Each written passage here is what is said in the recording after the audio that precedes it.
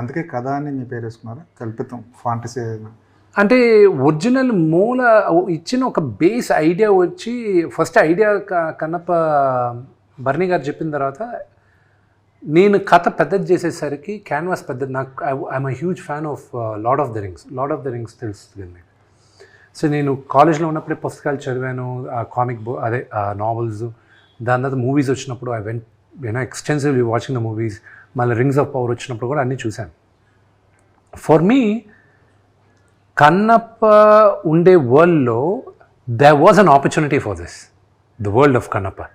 And then I said okay, ఎందుకు మనం చేయకూడదు అనే ఉద్దేశంతో చేసి బర్నీ గారు ఉండి, విష్ణు నువ్వు వెళ్ళేది నాన్న చాలా భారీ ఎత్తున ఉంది, నాకు 2-3 కోట్లు ఇచ్చావంటే నేను చేస్తాను, అంతగా నువ్వు అనుకున్న స్పాన్లో నేను చేయలేను, కథ నీకు ఇస్తాను, నువ్వు చేసుకోవాలి.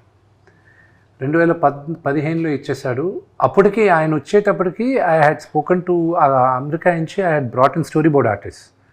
వాళ్ళతో శ్రీకాళహస్తికి వెళ్ళాం. అక్కడ ప్రధాన అర్చకుల్లో అప్పుడు బాబు గారు ఉన్నారు, ఆయన పోయారు. ఆయన చెప్పిన ఆయన ఇన్పుట్స్ అన్నీ తీసుకున్న తర్వాత కథ. సో ప్యారలల్గా I was working on the story boarding చేస్తున్నాను. దాని తర్వాత I was working on costumes ఎలా ఉండాలి, క్యారెక్టర్స్ ఎలా ఉండాలి, లొకేషన్ స్కౌటింగ్ కూడా వెళ్ళాను లాట్ ఆఫ్ కంట్రీస్.